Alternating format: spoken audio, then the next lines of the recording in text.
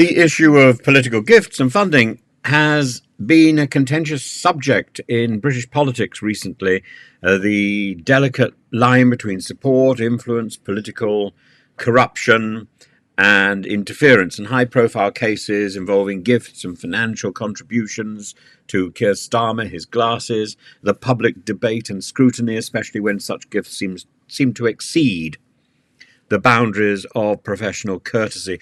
Farage, the Reform UK MP, the erstwhile former UK MP for Clacton, the absent MP for Clacton, the MP from Clacton who doesn't seem to bother with constituency surgeries, has come under scrutiny for accepting gifts in the form of plane tickets to the US worth over £30,000, and he's disputed the characterisation of these as gifts, despite, during his appearance at the Reform UK conference, pulling his glasses out of his pocket and saying, "I paid for these myself." Just in case anybody's in any doubt about where this little imitation for Farage comes from, it's a reference to Tony Curtis imitating Cary Grant in Some Like It Hot, which I think puts Farage in his place. So I'm not trying to produce an imitation of Farage, but I think it comes very close to what Farage is like. There you are. So that's fully explained now. I'm not trying to do some sort of Dick Van Dyke. There's no Dick Van Dyke reference here at all. Just so you know.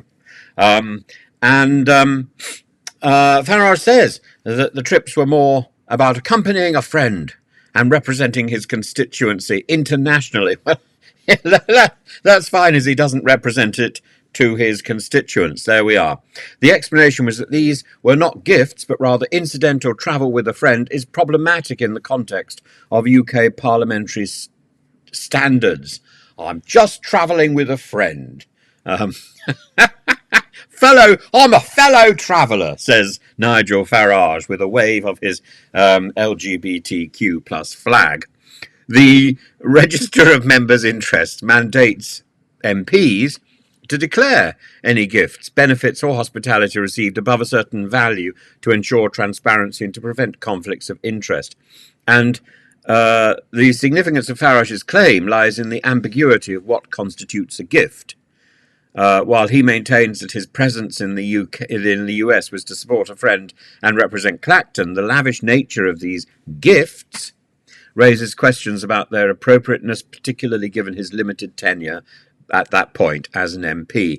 The trips coincided with significant political events, absolutely, such as the attempted assassination of Donald Trump, leading to speculation about the true purpose of these visits.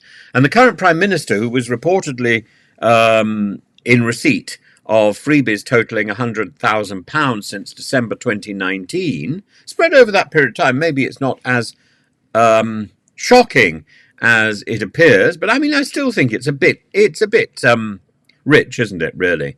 Also finds himself at the centre of a controversy, and such gifts often include hospitality, accommodation, items of luxury, which, although legally declared, can raise ethical concerns. The Prime Minister's acceptance of such gifts has been criticised as it creates a perception of impropriety. I mean, only the other day he was in some football stadium with Sue Gray, and it potentially alienates the electorate, particularly at a time of economic strain for many citizens. I mean, how many football matches can you actually fit into your working week? I don't understand this obsession with accepting VIP gifts in football stadia. You know, the most notable issue surrounding these gifts is not necessarily their value, but the implication of what they represent: an elite class of politicians who, despite being in positions of power and influence because they were elected, still accept substantial personal benefits.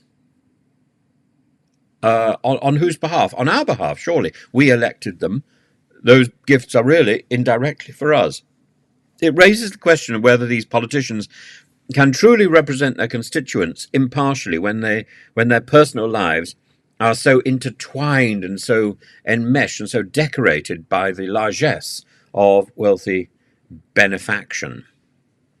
So while Reform UK has attempted to deflect criticism by highlighting issues with Sir Keir Starmer, such as accepting expensive glasses and work clothing from Labour peer Lord Wahid Ali, these incidents, while legally permissible, still raise ethical questions, don't they? The gifts totalling nearly £20,000 might not compare to the Prime Minister's freebies in financial terms, but they still contribute to the narrative that politicians are susceptible to influence and preferential treatment. And this overarching issue is about the integrity of the political system, the integrity of individual MPs, the need for transparency in political funding and gifts in order to maintain and to reassure the public, to maintain public trust, to reassure the public that their constituency MP is not out of control. And the register of members' interests exists to ensure accountability, but its effectiveness is contingent on the honesty and the ethical standards of the MPs who've been elected. I'm completely honest. The recent controversies involving Farage, the Prime Minister, Starmer, and other members of the front bench of the current government illustrate the need for clearer guidelines and perhaps stricter enforcement to prevent the misuse of power and position for personal gain. And the controversies expose the complexity and the sensitivity of political funding. And while legal frameworks exist to regulate such matters, the perception of impropriety, the optics, are as damaging as actual misconduct. And these cases underscore the necessity for a more transparent, a more accountable system where political figures can be held to the highest standards and their actions do not undermine political trust in the democratic process. The fellow who Charles Dickens based the character of Scrooge on lived in a house in Stoke, and it's now become a school. And in order to get from the House of Parliament where he worked, where he was an MP, quite often he walked. There's a staggeringly long way to walk. He also didn't like using the heating, so he slept in the stables above the horses. I'm not suggesting that Mr. Farage should be so abstemious, but I am suggesting perhaps a little less florid travel. Florid is florid the right? I mean, I might be praising Farage in a few minutes for his audacious ascent in an aircraft, with like something out of the good old days. But